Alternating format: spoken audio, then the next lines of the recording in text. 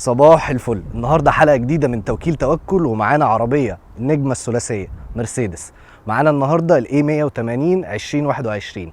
قبل ما اكلمكم عن العربيه، تعالى اخدكم شويه على تاريخ العربيه دي، وهو تاريخ يعلمنا الصبر والاصرار، وورا كل رجل عظيم امراه. المالك بتاع مرسيدس اسمه كارل بنز، ومعاه واحد افتكروا اسمه ده دايما كويس عشان هيجي اسمه بعدين، اسمه دايملر.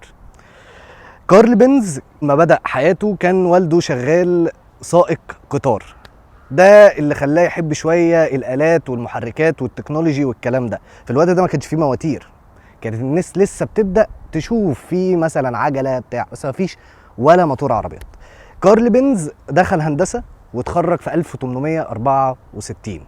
بدأ يشتغل على نفسه في شوية مصانع بتاعت محركات، بس مش عربيات، محركات. في 1871 قرر ان هو يفتح ورشه صغيره. الورشه دي بتصلح ايه؟ بتصلح آلات ومحركات. كان مع واحد زميله بس تخلى عنه، سابه في النص. في 1879 عمل اول محرك في العالم بالوقود. في العالم كان ب3 عجلات، وواصل محرك بعجلتين ورا وعجله قدام. وهو بيعرض العربيه قدام الناس حصل مشكله كده مش ظريفه، ان هو بيعرض عربيه دخل في الحيطه، وكان منظره الناس كلها ضحكت منه وسخرت منه. الراجل ده بقى ما استسلمش، عشان كده بقول لكم تعلموا منها الصبر والاستمراريه، وان انت ما تفقدش الامل. الراجل ده قعد 9 سنين بعد كده، وفي 1899 عمل محرك وعمل اضافات على المحرك القديم، وطلع اول محرك في العالم بالوقود. بس المره دي ما دخلش في الحيطه، المره دي اثبت للعالم كله ان هو نجح يطلع اول محرك بالوقود. واللي ساعده في الوقت ده بقى مين ورا كل الكلام ده؟ الكلمه قلتها لكم في الاول، مراته هي اللي ساعدته ان هو يعمل اول محرك في العالم. ليه بقى بقول لكم مراته في الوقت ده ساعدته معنويا وماديا، كانت واقفه وراه. واول ما عمل العربيه في 1899 كانت عربيه لسه ما عملش خط انتاج، خدت العربيه دي وسافرت بيها 100 كيلو متر. وخلي بالك في الوقت ده محدش كان يقدر يستأمن كارل بنز بعد ما دخل في الحيطة من 9 سنين. هي خدت العربية وسافرت بيها لأهلها 100 كيلو، أثبتت للعالم إن هي العربية دي شغالة. في 1906 عمل براعة اختراع أول محرك في العالم وسجله باسمه. في واحد اسمه دايملر بقى، كنت قلت لكم اسمه في الأول. دايملر ده ومايبخ كان دايما بنسمعهم طبعا، دول كانوا شغالين على مواتير لوحدهم كده برضه في القرن ال18. عملوا موتور مشابه للي كارل بنز عمله. في 1926 لقوا نفسهم ان هم اكبر اتنين، طب ما تيجي نتحد، واتحدوا في الوقت ده وعملوا دايملر اند بنز. الراجل بتاع اللي هو الراجل التسويق اللي بيسوق لدايملر وكارل بنز كان بنته اسمها مرسيدس، وعشان كده اتسمت على اسم بنته. مرسيدس عملت العلامه بتاعتها على شكل دوريه، الدوريه دي ترمز لايه بقى؟ للكره الارضيه. طب والثلاثه دول يرمزوا ايه؟ الجو وفي الارض وفي الميه. النهارده بقى معانا الاي 180 مرسيدس اي 180 سيدان مش هاتشباك. تقريبا مرسيدس كده لقوا ان هم محتاجين ان هم يعملوا عربيات سيدان اكتر، او لقوا ان الهاتشباك خلاص الناس ما بقتش مهتمه بيها زي السيدان، فقال لك انا عندي الاي كلاس الهاتشباك هاخدها وازودها 13 سم. ودي كانت النتيجه، عملوا عربيه سيدان صغيره بالنسبه لموديلات مرسيدس عامه. هي عربيه تعتبر صغيره. العربيه اللي معانا دي اصغر عربيه سيدان مرسيدس عملتها، والعربيه دي عامله زي السي ال اي بالظبط، بس اختلاف ان السي ال اي كوبي، ده قافل كوبيه واطول بكتير. تعالوا بقى اكلمكم على الشكل بتاع العربيه. واكتر حاجه عجباني في العربيه دي شكلها نسبه الانسيابيه فيها يا جماعه 0.22. الانسيابيه بتاعت العربيه بالرقم ده. تعالى اوريك حاجه كده. وش العربيه شبه السمكه القرش. شكلها عدواني جدا من قدام. يعني لو بصينا على الخط، بص الخط اللي مشدود ده، والعربيه كلها جايه من قدام، جايه. يعني انت لو قاعد جوه، خلي بالك، يعني انت لو قاعد جوه مش هتشوف الكبوت ده. ليه بقى؟ ان الكبوت ده نازل لتحت خالص. ده انجاز. يعني الانسيابيه في العربيه دي انجاز بالنسبه للمرسيدس. وزي ما قلت لكم هي واخده شكل الشارك. لو بصينا على الفوانيس تحب واخده العين، عارف سمكه القرش، العين بتاعتها بتبقى جايه كده في الجنب، يعني بتبقى في الجنب مش في وشها، واخده نفس الشكل. الشبكه المعتاده بتاعت مرسيدس ما اتغيرتش. الاكسدام انا شايف ان فيه حته حلوه قوي، الايروداينامكس اللي فيه دي لتحت دي حلوه قوي. بص انا مش هتكلم كتير، يعني انا محتاج يوم كامل اتكلم على الانسيابيه بتاعت العربيه دي. فيها كميه ايروداينامكس فيها غريبه. الحاجه الوحيده اللي مضايقاني جدا، عربيه زي دي نازله من غير ولا سنسور قدام ولا سنسور ورا، ده يرضي مين؟ جنب العربيه بتيجي بجنط 17، والخطوط بقى اللي في العربيه دي، تعال نشوف كده بقى الخطوط دي. شايفين الخط اللي جاي من قدام خالص ده مكمل اصلا لحد الفانوس، وجاي مشدود لحد ورا، لحد برضو الفانوس، يعني هو مكمل برضو معايا لحد الفانوس. فيها خط خفيف قوي من تحت، تمام. والعربيه من الجنب تحسها كده قريبه من الارض شويه، يعني العربيه تحسها راسيه شويه كده على الارض. نتكلم على الشكل الخلفي بتاع العربيه. نسيت اقول لكم حاجه وانا بتكلم على قدام على العربيه، ان العربيه فول LED ورا وقدام. الفانوس ده ركزوا معاه كده شويه، شبه عربيه مش هقول اسمها، بس لو عرفتوا اكتبوا لي في الكومنتس تحت العربيه دي انهي عربيه. شبه عربيه، انا بصراحه اتضايقت ان انا شفت المنظر ده في عربيه، هي العربيه دي موديل 2017 2018، وبعد كده لقيت مرسيدس عامله زيه بالظبط. الدي ان ايه طبعا يعني كانت ممكن تاخدها شويه من الاي كلاس الهاتشباك، يعني الاي كلاس هاتشباك مش كده، فكانت ممكن تاخد نفس الفانوس تعمله شبهه، يعني نفس الرسمه. الاكسدام فيه عواكس هنا، وفي فيك ديفيوزر، يعني ده فيك مش حقيقي.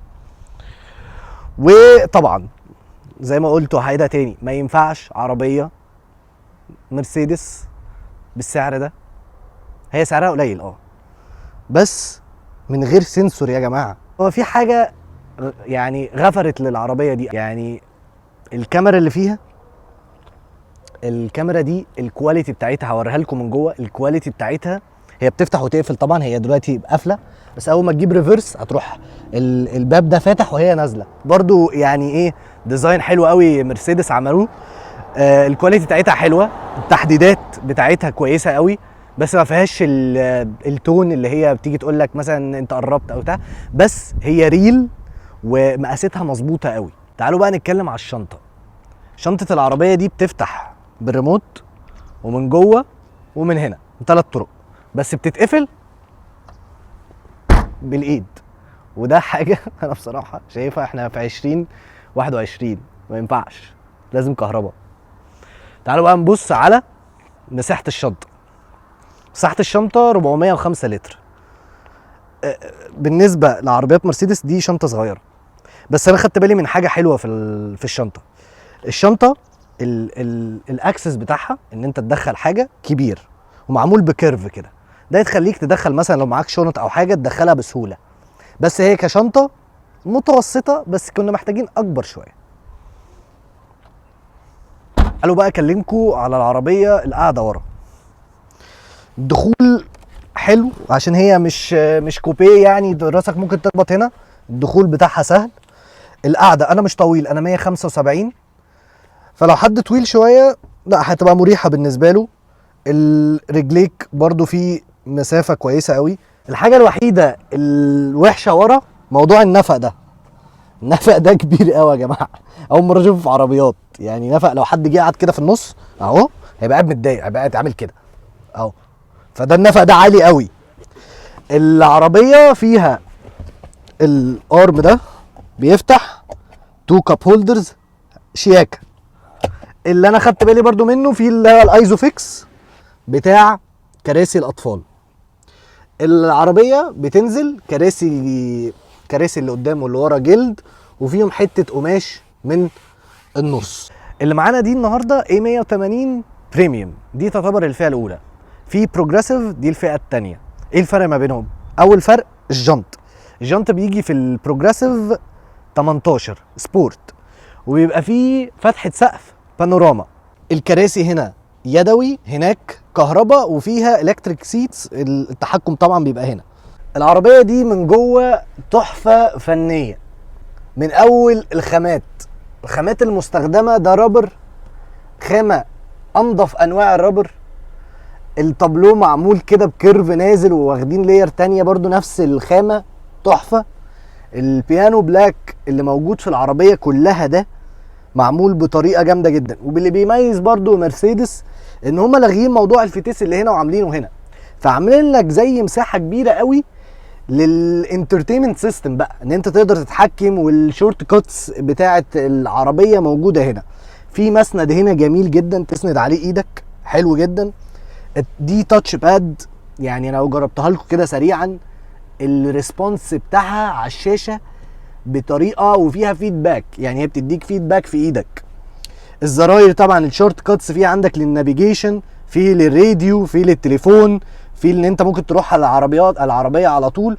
وهنا بقى لما جيت بصيت على الشكل بتاع الفتحات التكييف، مرسيدس احتفظت بالدي ان ايه بتاعها في كل عربياتها، الشكل المعتاد بتاع مرسيدس. انت وانت قاعد انت تحس ان انت راكب عربيه فخمه من جوه، انت راكب عربيه فخمه.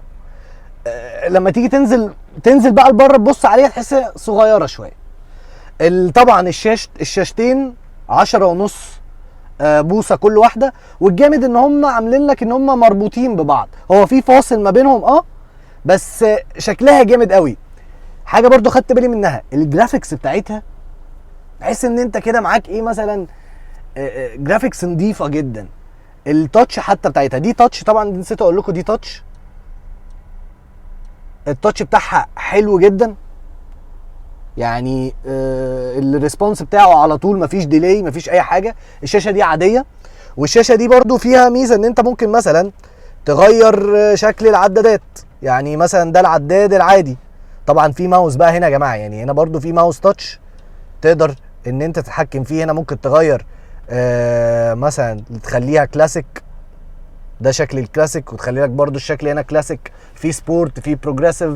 طبعا الامبينت لايتس اللي موجوده في العربيه تحفه، 64 لون. الكراسي لو جينا شفناها هي جلد، وفيها النفق الظريف ده جلد، بيجي فيها حته قماش، بتيجي يدوي مش كهرباء. البروجريسيف هي اللي بيجي فيها كهرباء، فيها ميموري سيتس. الخامات اللي في البيبان، لو جينا بصينا على الخامات اللي في الباب، يبدا الاول رابر، بعد كده الخامه الكربون الجامده جدا دي، وبعد كده في بلاستيك بقى استخدموه مش عارف ليه، وفي جلد في الايد. اوفر اول الخامات 10/10. حتى السقف بتاع العربيه عاملينه بلاك، اسود. لا العربيه من جوه مخدومه قوي. البتاع ده بصوا الحلاوه. كمان الماده، يعني لو تاخدوا بالكم الماده بتاعت المستخدمه لا نظيفه، تقيله معاك كده، بتاخد وتدي معاك. في كاب هولدرز هنا، وفي هنا يو اس بي تايب سي. مساحات التخزين، هنلاقي هنا مساحه التخزين المعتاده بتاعت مرسيدس، اللي هي بتفتح بابين، دي موجوده من 2010 ولا 2009. في مساحه تخزين هنا، وفي هنا زي مخبأ سري بينزل هنا كده تخبي فيه لو عايز تخبي فيه حاجه. والدرج ده كبير قوي. في برضو مساحات تخزين في البيبان كبيره، تاخد ازازتين ميه كبار يعني. الستيرنج ويل، الزراير اللي هنا فيه بيانو بلاك جامد جدا. الطاره اصلا بتاعت مرسيدس جامده جدا. هنا في حاجات تاتش، يعني ده تاتش وده تاتش، وفي فيدباك كمان. هنا برضو الكروز كنترول اللي انت تتحكم فيهم. هنا عايز تتحكم مثلا في المكالمات، تعلي الصوت توطي الصوت. لو بصينا برضو هنا على المفاتيح اللي هنا، اعتراضي الوحيد على الخامه اللي معموله منها، يعني مع الوقت ممكن تقشر. الباب طبعا دي بص، دي لوحه فنيه. دي الخامات دي اللي عملها ربنا بارك له، ربنا يصلح له حاله يعني.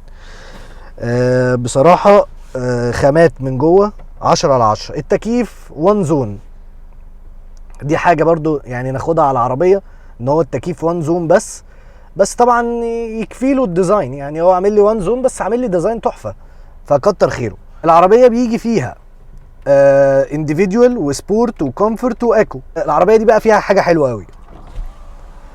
بصوا احنا لو فتحنا الازاز وجينا هنا على كويك اكسس واخترنا في حاجه اسمها كار ووش مود، لو عملنا كده ستارت الازاز، كنا فاتحين الازاز ده والمرايات وكل حاجه قفلت في العربيه. ده انت بتشغله واول ما تخلص تخلص غسلت العربيه دوس ستوب، هيفتح لك المرايات تاني وترجع العربيه طبيعتها. امبيانت لايتس، الامبيانت لايتس في العربيه دي جامده جدا. هي 2 لايرز، ادي لاير وادي لاير وفي لاير كمان، في 3 لايرز، في لاير تحت كمان. الامبيانت لايتس هنلاقي ان هي فيها الوان 64 لون، غير زي ما انت عايز. هو احنا كمان الصبح اللي انا خدت بالي منه ان احنا الصبح، يعني لو بصينا مش عارف باين في الكاميرا ولا لا، بس هو باين لي، يعني لو اخترنا اللون ده اللون باين الصبح. انا عمري ما شفت امبيانت لايتس بتبان الصبح. ممكن تغير كمان تعمل مالتي كولر، يعني تعمل اللي فوق احمر واللي تحت ازرق، تظبط نفسك يعني. طيب تجربه للعربيه الاي 180. العربيه دي 1300 سي سي. مرسيدس عملت موتور 1300 سي سي، بس مش هي اللي عملته، رينو هي اللي عملته. في ناس كتير ممكن تبقى متخوفه من الموضوع ده. هجرب واقول لكم. الموتور ده بيطلع 136 هورس باور عند 5000 و6000 لفه، وبيطلع 200 نيوتن متر تورك عند 1460. وهنا نقط بقى، 1460 لفه الموتور رقم قليل جدا للعربيه. مش معنى كده عربيه وحشه، بالعكس، كل ما الرقم ده قل كل ما اداء سحب العربيه زاد، كل ما عزم العربيه بيجي عند حته هقول لكم، هوريكم كده مثل اللي انا بقوله. انا دلوقتي هبقى ماشي بالراحه هوريكم انا بتكلم في ايه. بصوا العزم هنا هيعمل ايه، بصوا على جسمي هيعمل ازاي. بصوا الشده دي جت في الاول خالص، دي اللي هي 1460. شفت الكرسي ده اتشد بيا ازاي؟ ده جه منين؟ من ال1000 من ال 200 نيوتن متر تورك عند عدد لفات صغير جدا. العربيه دي التسارع بتاعها من 0 ل 100 في 8.9 سكند، وحاجه كويسه. عربيه سيدان صغيره بتجيب الرقم ده كويس، مش حاجه وحشه. استهلاك البنزين فيها تحفه طبعا، يعني اي حد هيبقى راكب العربيه دي هيبقى خد ميزه جامده جدا، وهي ايه؟ اوفر في البنزين. بس مفيش حد بيركب مرسيدس وبيبص للبنزين يعني. العزل بتاعها كويس جدا، عفشتها برضو حلوه جدا، عربيه كده مريحه كده وانت سايقها. هجرب لكم بقى التسارع بتاعها. كل الناس اللي انا شفتها بيتكلموا ان العربيه دي بطه، كله. طيب نسيت اقول لكم على حاجه مهمه قوي. العربيه دي واصل بناء الحركه دول كلاتش 7 سبيدز جي ترونيك. الفتيس ده محدش عارف مين اللي عامله، رينو ولا مرسيدس. عربيه انطباعي عنها على البرفورمانس مش احسن حاجه على نفس السعر، بس على سعرها كويس. عربيه مش بطه. وانا حتى لما كنت سايقها على الكومفورت، لا العربيه برضو مريحه يا جماعه، يعني انت برضو مش داخلين سباق. يعني في الاول وفي الاخر بنعمل ريفيو عن العربيه عشان التسارع وعشان بتاع، بس العربيه دي مش هتضايقك، يعني مش هتضايقك. 1300 سي سي بيعمل الاداء ده، كتر خيره، وكتر خير رينو على اللي هي عملته. يعني طبعا مرسيدس عامله فيه شويه تيوننج، في تيوننج معمول في الموتور ده. العربيه دي فيها ميزه جامده قوي، البريك اسيست. صاحب العربيه وانا لسه بتكلم معاه بيقول لي العربيه دي انقذتني مرتين كنت سرحان والعربيه كان قدامها عربيه تانية فرملت في ساعتها، ولا بقى سحفت ولا الكلام ده، لا فرمله. العربيه دي فيه طبعا بيجي بكل عوامل الامان، يعني بقول لك هي واخده 5 نجوم في الامان، فيها اي بي اس واي بي دي واي اس بي والبريك اسيست، بس هي فيها 4 اير باجز. مش عارف بقى التوكيل هنا ده هو اللي عامل الموضوع ده، ولا هي اصلا كمان بره بتنزل كده، بس ما اعتقدش. هي هنا بتنزل فيها 4 اير باجز بس. طيب العربيه دي برضو فيها حاجه ميزه كويسه قوي للسيفتي، يعني اللي هي الاكتيف بريك اسيست. لو بصينا هنا على الشاشه، انا دلوقتي وانا سايق خدت بالي ان انا اول ما قربت من العربيه كده على ملف وكنا احنا اتنين على سرعه، انا سايق اسرع منها وهي اقل، راح منبهني هنا على الشاشه. طبعا عرفت ان هي فيها اكتيف بريك اسيست، ده بتقدر انت تتحكم في السنسيتيفيتي بتاعه الريسبونس، عايزه ايرلي ميديوم ليت، عايزه اوف خالص، ممكن تتحكم فيه. المميزات والعيوب. المميزات، العربيه دي سيتي كار، يعني لو انت عايز تجيب عربيه بقى شكل وجو مرسيدس، لا روح اشتري بقى حاجات تانية، روح اشتري سي ال اي، روح اشتري، عايز عربيه اعتماديه سيتي كار كده، العربيه دي مناسبه جدا. والعربيه دي بالمناسبه مش بطه، كلمه بطه دي كلمه كبيره قوي، ممكن نقولها على عربيات تانية. هورس باور قليل بس تورك عالي عند عدد لفات صغيره، مخليها البرفورمانس بتاعها مقبول، مش احسن حاجه بس مقبول على الموتور ده. الحاجات برضو اللي انا شايفها ميزه في العربيه دي، استهلاك البنزين. عندك استهلاك البنزين كويس جدا، الخامات بتاعه التابلو، الانتيرير تحفه. الحاجات بقى اللي انا شايفها سلبيات في العربيه دي، سنسور ورا وقدام مفيش، دي حاجه وحشه. عربيه صغيره شويه، بس احنا اتفقنا ان هي سيتي كار. الكنبه اللي ورا، النفق اللي ورا ده برضو من العيوب اللي فيها. الفانوس اللي ورا مش احسن حاجه. وفي اخر الفيديو لو عجبكم الفيديو لايك وسبسكرايب. سلام.